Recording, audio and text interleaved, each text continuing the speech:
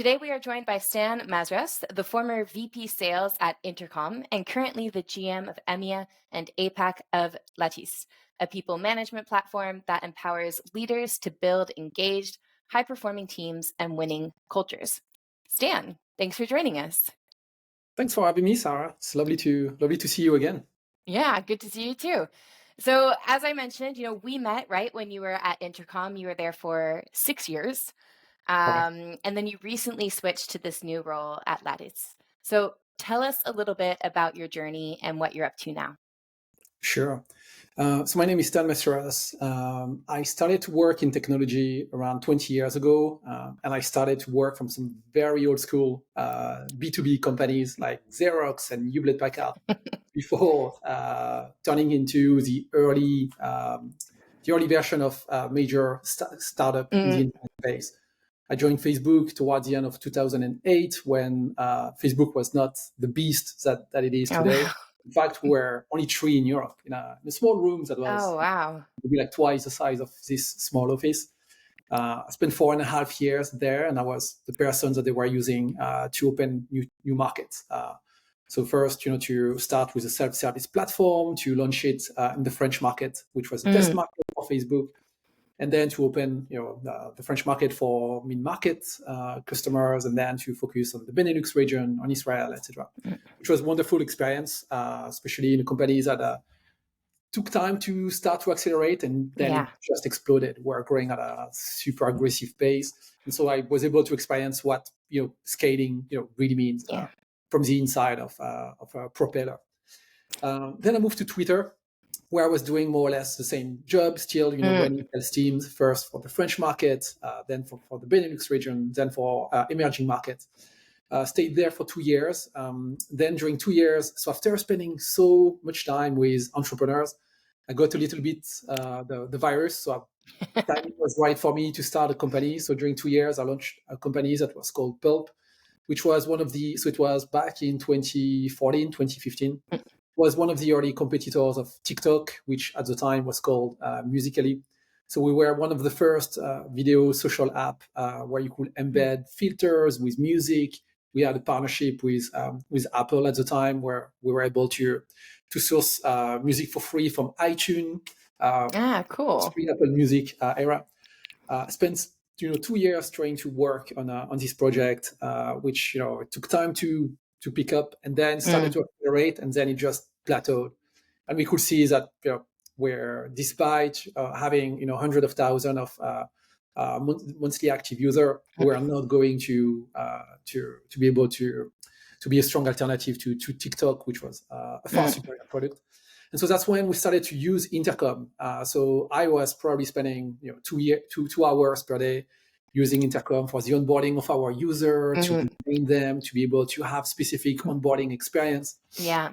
And so that's how myself and my co-founder, 2 years after launching our startup, joined Intercom. So for me, as the original VP of European sales, and on his side, he joined the team I think he was like a lead engineer when he joined them.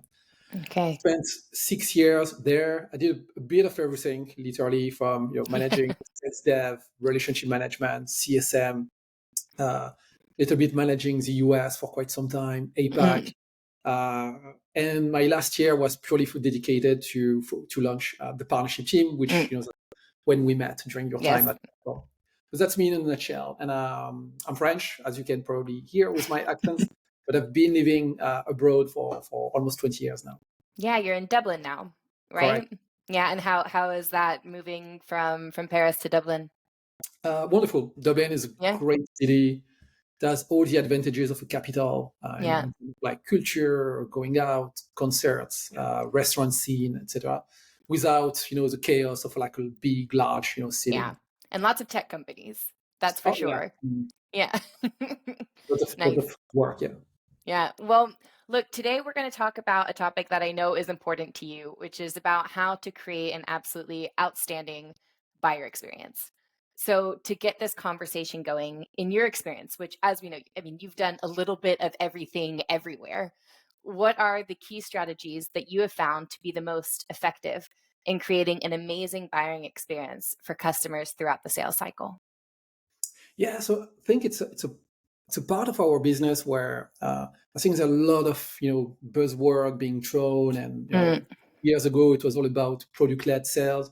mhm, I think if you kind of take a step back and if you elevate yourself, I think the best strategies that I personally take on a daily basis, and even recently since joining Lattice, is just to look at your buying experience as a product.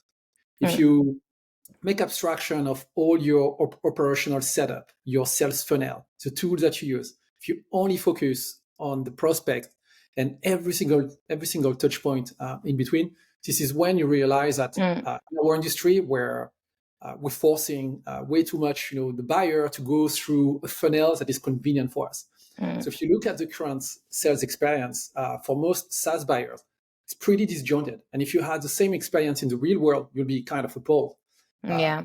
what we're forcing to buyer to what are the steps that we're forcing to buyers today are kind of just imagine you go to going to Paris city center, or you're walking down the street with your friends, and Mm, all of a sudden someone is like, "Hey, Sarah, can I tell you about my product?" We're like, okay, I have 5 minutes. Tell me about your product, and then maybe 40% of the time, 30% of the time, you're like, well, actually, Stan, I might need something like that. Tell me more. And then this is when we'll tell you, well, hold on, Sarah. So first, you need to speak with my colleague. He or she is not available for mm, the next 48 hours. You jump on another call. So during 30, 45 minutes, you go through this long, intense discovery, where basically it's like a series of questions, a checklist to yeah. see if you're like a suitable prospect. And then we'll tell you like, now, Sarah, you're eligible to see to see a demo of our product. So again, it's another extra Mm, step, like time commitment. You have to jump into another demo, and then at the end of the demo, we'll tell you like, if you ask, perfect, can I test drive? Can I play a little bit with the product? We'll tell you, well, actually, myself, I don't know how to demo. I don't know how to give you access. We'll set up yeah. another call. And so sometimes it takes up to 14 days between Mm, when you show intent and by the time you can actually use the product. It's pretty disjointed. So that's why best experience from what we've done at Intercom, and especially what we're doing today at Lattice, is to purely focus on the buyer and to make it as easy mm, for them to buy. One thing that we're currently doing to change our kind of the kind of clunky experience that we might offer to smaller companies, let's say like early stage startup, companies between like 40 to 100 employees, where the buyer is going to be an exec or one of the founders. When they have the budget, they have access, they have the authority to sign the deal. Just imagine telling to a CEO, well, you have to block at least 90 minutes of your time, 3 different calls before you can yeah. actually start using the product. So for that, at Lattice, we decided to create a new motion, which is called the Lattice live stream, where basically multiple times per week, 2 or 3 times per week, at 3 p.m., you can join a live stream where Mm, someone from my team or myself will talk about key trends happening in the HR world, key things happening in the tech mm, industry. We'll show you a glimpse of the product, what it can do, and the values that it can drive to your product. But you can activate your camera or not. You can ask question or not. It's literally no string attached, and you can like jump in and out. And at the end, we share more information about the product. And this is when you have the opportunity to opt in or opt out. If you're interested, mm, great. Let's have a more kind of organized conversation. Otherwise, great. Let's keep in touch. But we're not going to force you down this kind of like yeah. uh, complex process, which was polished and optimized year over year by an operational team. Yeah.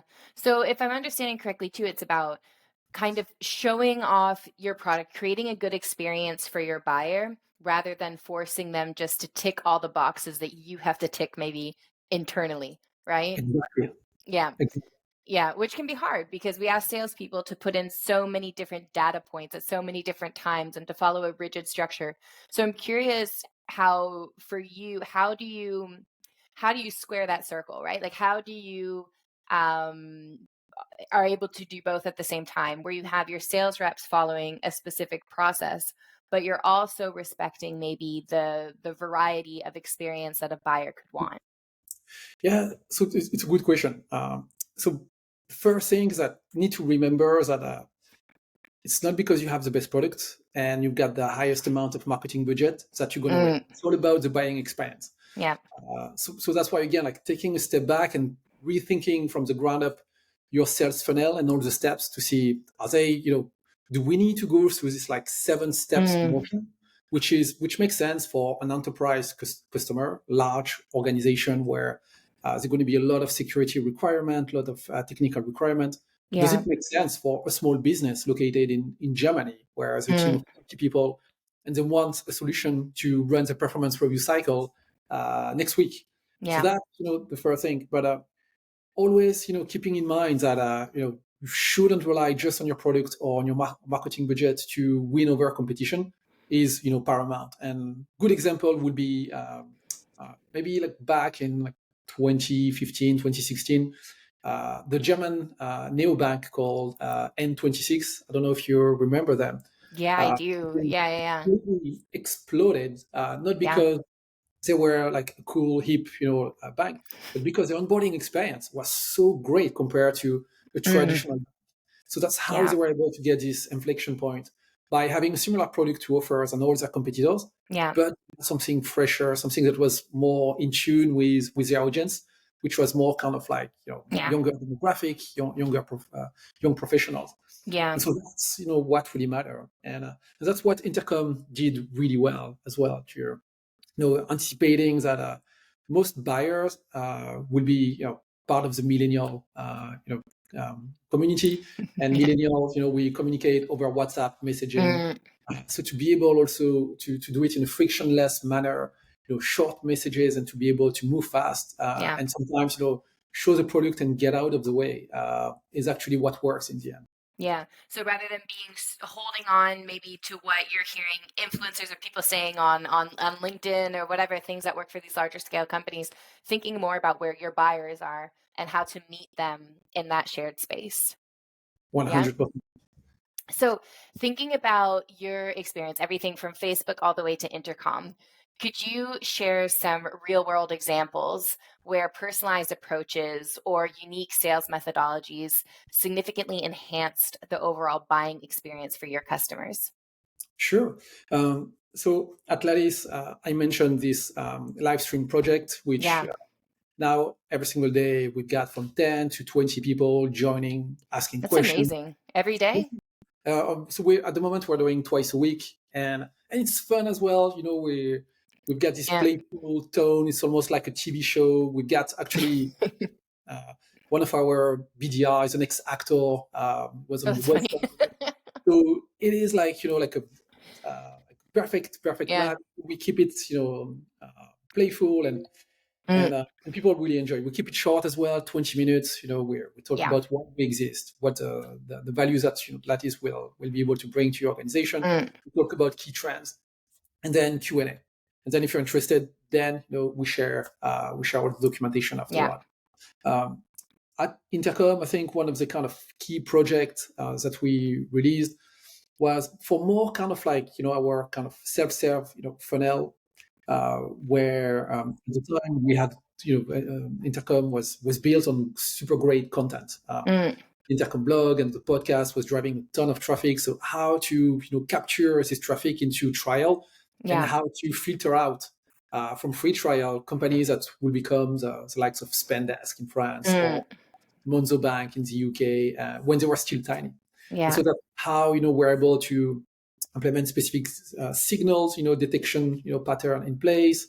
Also to have, let's say, if you were Monzo Bank and you were a prospect on my named account list, when you were starting a trial, automatically you'll get triggered a video of me saying like, "Hey Sarah, I'll be your Mm, point of contact during the world trial. So next step, will be to start adding some of your teammates. Then next step is start, to implement A, B, C, and D, or to mm, create your first chatbot." And so based when an action was taken or not taken, the prospect during the 14 days free trial will receive a message within the product, within Intercom, mm, or via email, depending where the prospect was. So that yeah. was super customized based to the need. Even if all the messages, all the videos were pre-recorded, We are Mm. just using technology to show the right message at the right time. Yeah. This a radical transformation of our self-service engine. It's what you said. It's really about creating that content that is related to your buyer and then putting it to them at the moment, right, when they're going to be most ready to receive it, right? Yeah, And I love what you're doing at Lattice too, where it's not, an hour-long thing. You're not asking a ton of your teams every week, but you're doing something that's 20 minutes. It's fairly easy, right? You all can get on, you can really deliver those key messages and then, see who's yeah, interested, right? So that means you're not trying to overthink it, basically. totally. And one thing to keep in mind is that at the start, like the first one we did, there was one Mm. customer. And second one, there Yeah. were two. So you start, and it's Yeah. great because it can afford, it allowed us to polish the message, the Mm. format, production, Yeah. uh, making sure so that we'll pause at the right time. We're not like sprinting into content with a Yeah. Q&A in the end. Also to implement a little bit like some kind of like a bit of gaming layer as well. Yeah. I mean, uh, so that's why like some at the start when you launch this type of project, you feel you're at the window shouting on the street and nobody's Yeah. there to listen to what you have to say. Yeah. There is a snowball Mm. effect happening. So you need to take your time and step by step, it will grow. Yeah, and just keep at it, right? Because the more you do, the more you're going to see that, like you said, that snowball effect take place. Mm. So thinking about that then, what advice would you give to our listeners about adapting to evolving customer expectations and in ensuring a positive buying journey? Yeah. So good example. Yesterday, I was chatting with the founder of an early stage SaaS company, and basically he was telling me that their strategy was to go after the mid market and enterprise Mm. segments, especially in France and in Germany, which were their two key markets. Yeah. However, they had a product led strategy, and I was like, these type of companies will not buy by putting their own a credit card and Mm. start a trial. So we'll want to know all your certification. Are you SOC 2 compliant? Are you GDPR compliant? Where is the data hosted, etc. So you need to make sure you adapt your sales motion to not even your ideal customer profile, but the Yeah. persona behind the ideal customer profile to really understand, what is their day to day, and not only how they will get access to your product, but also how will they implement it and Mm. move the buying committee. And so that's why, like it's very unlikely that tomorrow Microsoft will buy your product using the credit Mm. card, corporate credit card, and without triggering 10,000 alarm bell from the security team and legal team. And Yeah. so that's why taking a step back and making sure you really understand the day to day of your buyer Yeah. is key.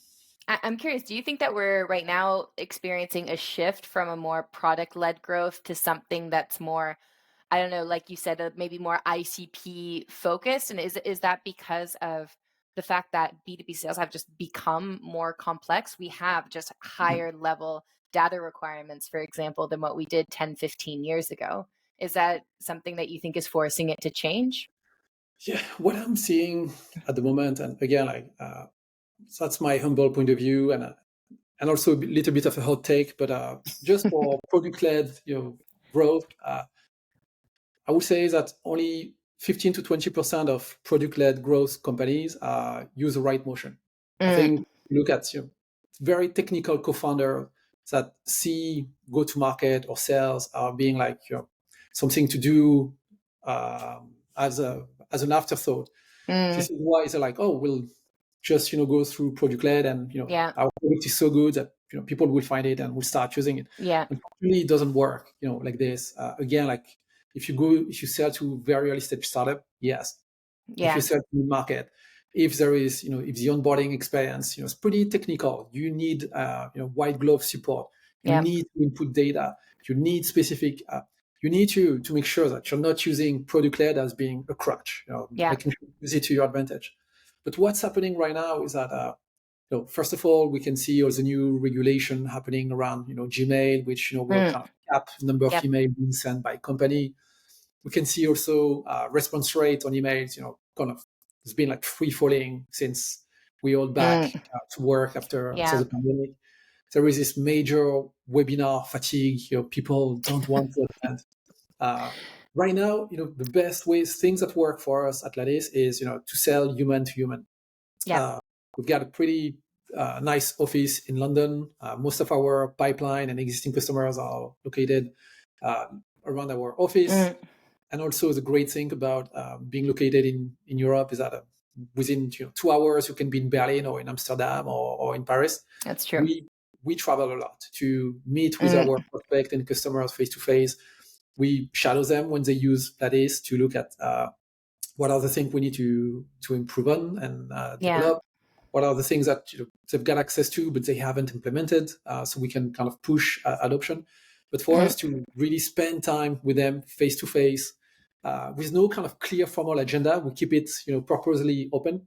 yeah. Is why we're despite the microeconomic, where we have a pretty aggressive growth at the moment, Yeah. because No, when everybody's focusing on do things at scale, we tend to do, like with our enterprise and mid-market segment, we do the opposite. We do mm, things on scale, travel yeah. to Iceland to meet one customer but six-figure contract. Yeah. It is worth 24 hours of our time to do it, uh, Yeah. and that's That's something that competitors won't be doing. Yeah, for sure. No, it's completely sets you apart because I mean we were talking about this a lot at Topo saying, especially since the end of COVID, right? And the whole lockdown phase. People today are when you go to see them in person, it has more of an impact than even what it did pre-COVID, right? Because that meeting in person, it always has an impact on the relationship. But since everything has just transferred to Zoom, when you take the time out of your day to go to see your client, to buy them lunch, right? And not with even a specific agenda, but just to get to know them, to get to know their needs, their struggles, their day to day. It really creates a whole other level of experience. Totally, totally. It is Yeah. impossible, to fully exchange ideas and Mm, to understand your challenges and your opportunities in within the 30 minutes window. yeah. The moment to be like, okay, let's be creative, but Yeah. in this little window, in this box. So that's why big fan Mm, of. Recently, 3 weeks ago, I was in Paris. We had this kind of like mini impromptu meetup at eFounders. I think we yeah. had 10 customers. I bought cheese board and wine. We had slide prepared, but we mainly turned into a conversation about Nice. current trends. And this is priceless. Yeah. If you bring the right like 10 people around the table, this is what kind of make or break your company in the very short term. Yeah. Well, you heard it here, folks. Get your cheese boards, get your charcuterie, and invite your clients. All right, Stan, thank you so much. Thank you for your time. But before I let you go, I just had one quick question, which we ask everybody who comes to join us on Momentum. So that is, what is a must-have for you to put into your digital sales room? Ah, so I think so. Digital sales room mandatory solution to have, such as Topo. Big fan of your solution. Um, I think like what is very important is the mutual action plan, being able to see what are the Mm, steps between today and the signature of the contract, and then post signature of the contract, just to show where you are on the timeline, yeah. making sure that everybody is accountable. Is the next step, for the next step, is the ball in my corner or in yours? So that's Mm, step one. Step two, things that most sales team underestimate is when you get a yes from your prospect or from your customer, you're just halfway there. Because yeah. usually if you sell to mid market or enterprise, Mm, then you're gonna have to go through procurement, and you yep. can avoid all the tricky questions that really slow things down during the process, by having documentation about if you're GDPR compliant and how to Mm, use the data, um, yeah. all the certifications that you might have, SOC Mm, 1, 2, and 3, to yeah. attach everything in the kind of footer, Yeah. really everything. Yep. And yeah, so that would be my kind of two key advice. Oh, perfect. Like we think that having all that content readily available is absolutely pivotal for sales teams. And we are big fans of the mutual action plan. So completely agree with you there. Stan, thanks again. Thanks again for joining us and for Thanks sharing for all of having your me. insights. And we'll keep in touch. Thanks, Sarah. Have a Have great a day. good day. Bye.